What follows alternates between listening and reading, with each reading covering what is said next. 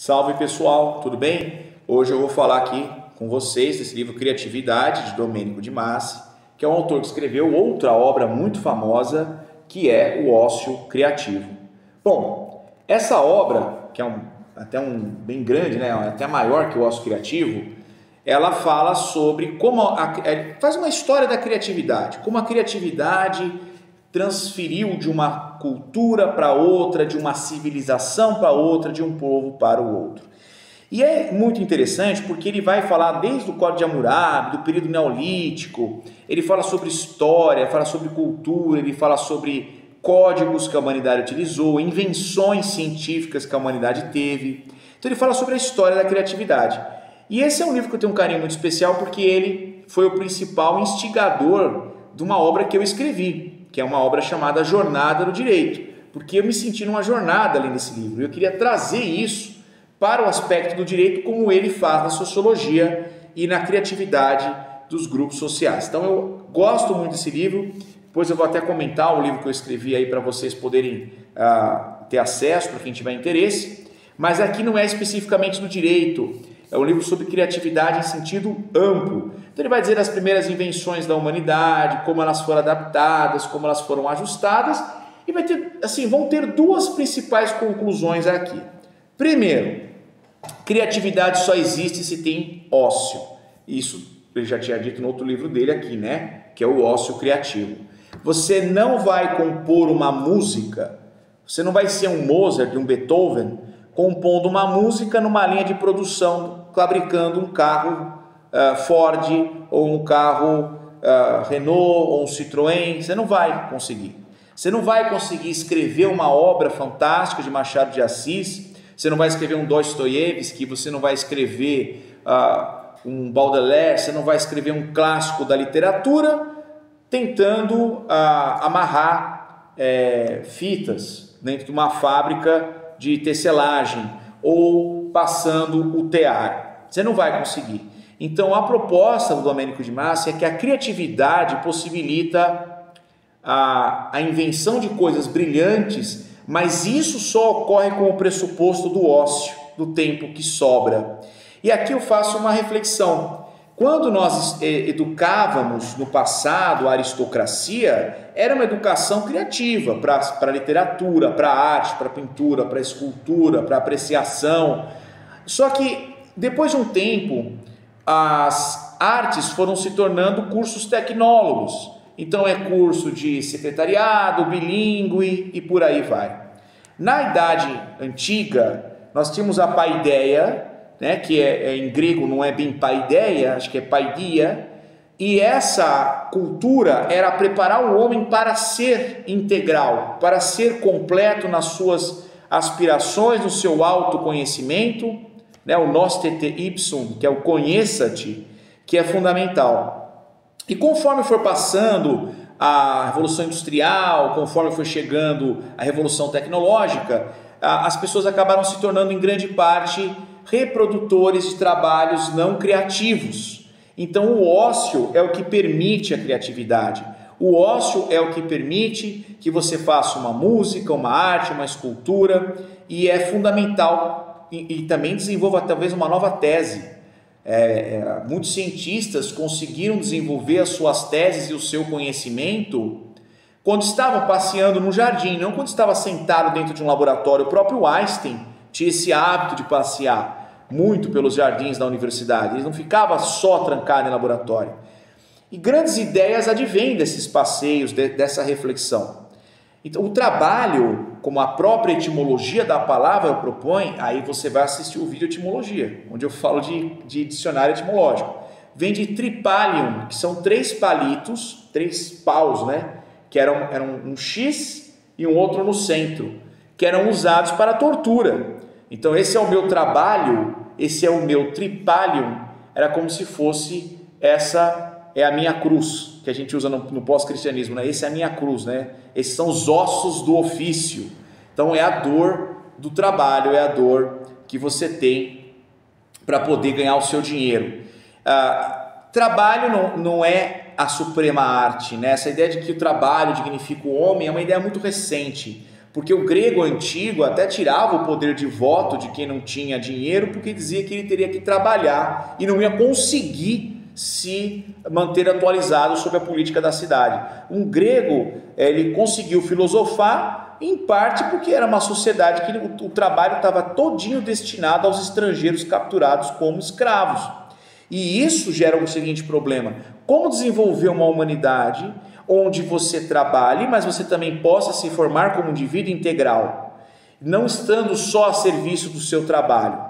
Então, o ócio, que é a origem das artes, né, é fundamental. A gente sabe que o negócio vem de negócium, quer dizer, não faço, não tenho ócio. Negócium é aquele que não tem ócio. Então, negociar, trabalhar nos negócios é exatamente a falta de uma cultura elevada, porque você não vai ter tempo para apreciação disso.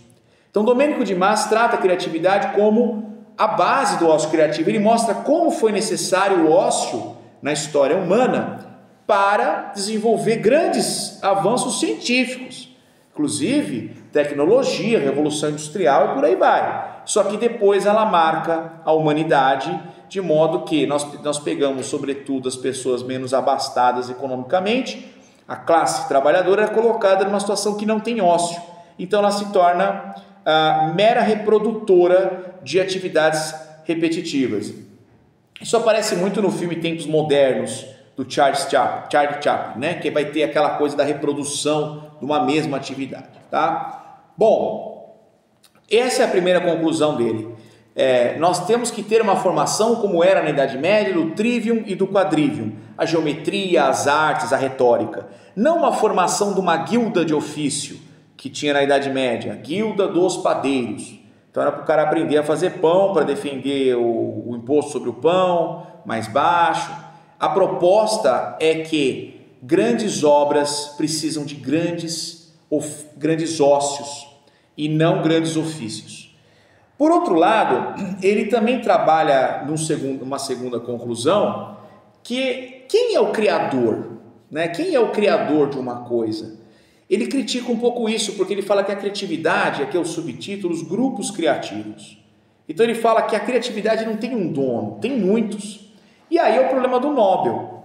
Eu inventei a cura para essa doença. Só que ele teve uma equipe com 25, 30 médicos, com químicos, com biólogos, enfim. Ele teve uma equipe gigantesca para poder apurar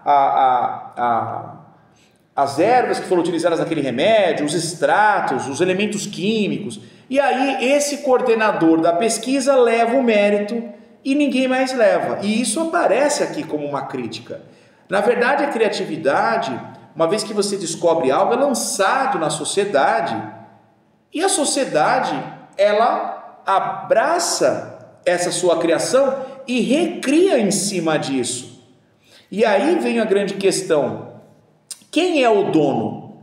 E aí você vai dizer, bom, mas isso não é um problema recente. Mais recente do que isso, nós estamos discutindo a IA. Quem é o dono da arte produzida pela inteligência artificial? É ninguém? É quem mandou? É quem programou? É todo mundo? Quem é o grupo criativo que desenvolveu isso? Então essa discussão, você pode pegar um livro desse, até para debater no direito a autoria das produções feitas pela IA. Porque aqui ele nega que tenha um inventor de algo, ele diz que é um grupo coletivo que inventa esse algo. E a gente sabe que muitos Nobels são, de fato, dados a pessoas que só organizaram, elas não são efetivamente os grandes e reais pesquisadores disso. Claro, não estou falando aqui de Marie Curie e outros gigantes que realmente eram pesquisadores de campo, tá? Mas pode acontecer aí. Quem é o Nobel da Paz? Aí vai lá um político, só que tem todos os seus ministros, tem os seus secretários, às vezes até a ideia de fazer paz não foi nem dele. Foi de um secretário, um ministro dele que programou tudo, redigiu todo esse documento, o departamento jurídico do governo que preparou essa paz. E às vezes quem recomendou essa paz não foi quem assinou, foi o ministro da Economia, porque verificou que ia ter alguma perda e por aí vai. Bom, Domênico de Masi, ele vai passar por toda a história da humanidade sobre a ideia da criatividade, da criação, da tecnologia, da invenção. Leonardo da Vinci. É brilhante, porque você viaja pela história sobre duas teses. Primeiro, criatividade precisa de ócio e criatividade tem de ser compartilhada no coletivo. Eu até trago essa discussão, será que artigo científico deveria ser protegido e ter que pagar para conseguir ler? Será que isso é interessante para a humanidade? Isso é um debate ético muito profundo, profícuo. E aqui eu trago da coleção, a Folha de São Paulo trouxe uma coleção muito interessante e as obras são traduzidas do original, isso tem que ser muito respeitado, né? Elas são traduzidas do original porque elas não têm tradução de tradução, porque vai se perdendo o texto, né? Tradutor, traidor, né? Então a gente precisa deixar a coisa muito clara. Pois bem, aqui eu vou ter essa obra de Pierre Levy, né? Que é A Inteligência Coletiva. E ela vai muito na linha do Domênico de Masi, que é o seguinte: a inteligência não é uma pessoa, mas é o grupo. É como se houvesse uma inteligência coletiva. A IA vai discutir exatamente isso. Se não seria a IA uma espécie de inteligência coletiva? Não, professor. A inteligência é especificamente do programador. É mesmo? E todos aqueles dados de Wikipedia que foram violados para a IA conseguir desenvolver sua inteligência? E todos os textos e obras e artes que foram produzidas pela humanidade que ela teve que olhar? Será que a inteligência da IA é da IA ou ela é decorrente de uma ampla absorção que foi feita de conteúdos produzidos por diversas sociedades coletivamente? Então, cuidado com isso. Então, a gente pode dizer assim, trabalhar a história agora, os portugueses colonizaram o Brasil. Sim, mas com a ajuda dos índios, porque todas as rotas para subir a Serra do Mar, para conhecer o Planalto Central, para poder passar pela área pantanosa do Pantanal, para conseguir adentrar o Amazonas, alimentando-se, caçando, conhecendo rotas, os portugueses usaram os índios. O conhecimento indígena, né? Nós não falamos mais índios, que na verdade é um erro aí até etimológico. Os povos originários, que é a melhor expressão do Brasil, ajudaram o conhecimento para que os portugueses pudessem adentrar o território. Claro que isso não foi feito pacificamente, a gente vai ter que debater isso em uma outra oportunidade. Mas, então, a gente ouve muito isso, né? Quem criou o Brasil? Foi Dom Pedro I. Foram os portugueses. Será que foram os portugueses? Nós tivemos aqui indígenas, os povos originários, tivemos africanos, e africanos aqui de várias regiões, da Costa da Mina, da região da Angola, da região do Moçambique, não são todos iguais. Tivemos aqui muitos sírios, libaneses, ucranianos, poloneses que vieram ao Brasil, japoneses. Será que a ideia de Brasil foi criada numa caneta ali no esquadro português? Ou será que isso tem uma colaboração coletiva de todos os brasileiros que participaram desse processo? Até gravei um vídeo aí, 101 brasileiros, né, da história, depois você pode ver esse vídeo aí também do livro que eu comento. Então, a ideia de que alguém criou algo, ela é muito solipsista, solo, uma pessoa sozinha resolve tudo. Não é uma forma correta de pensar o mundo. Você se forma no coletivo.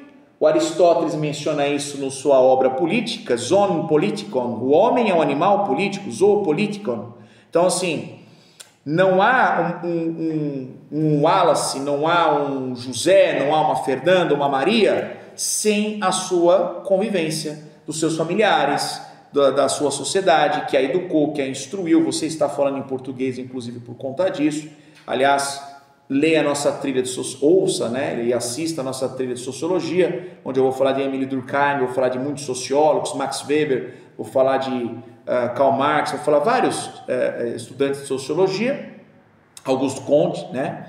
Então a gente entende que esses dois autores somam a história, a ciência, a criatividade humana, a psique humana, mas sobretudo dentro da coletividade e dentro dos grupos criativos, que é o subtítulo aqui desse livro do Domênico de Masi. Você não seria criativo fora de uma sociedade que te instiga a criatividade, que te instiga a ciência e sem se aproveitar dos conhecimentos anteriores. Para você inventar o carro a combustão, alguém teve que inventar o fogo. E alguém teve que inventar a roda. E alguém teve que inventar a borracha do pneu que você está usando. Aí vai lá o designer, faz um design. Então assim, quem inventou esse carro? Será que é a Ford, a BYD, é a Chevrolet, enfim, quem inventou esse carro? É muito difícil, né? A gente coloca apenas no design um engenheiro, só que ele se aproveita da inteligência coletiva de toda a sua equipe. Então esse argumento é mais do que sociológico e histórico, é jurídico, porque nós vamos discutir aqui como é que funciona então a autoria e os direitos autorais de uns casos desses. Aí a brincadeira fica mais interessante e a lei muitas vezes falha na proteção desses direitos. Você pode estudar, por exemplo, o direito autoral na relação de trabalho. Como que é o direito autoral quando você está regido por uma CLT? Quem vai ser o dono disso? A lei vai trazer esse problema também. Bom, pessoal, é profundo entender a inteligência coletiva e a criatividade de grupos criativos, porque é assim que são feitas as ciências, é assim que são redigidos os artigos. Quem já estudou aí em universidade sabe disso. A gente tem grupos de estudo muito grandes e aí você vai tirando inspirações para isso. Então, é mais do que jurídico, é um assunto que interessa ao homem como tal.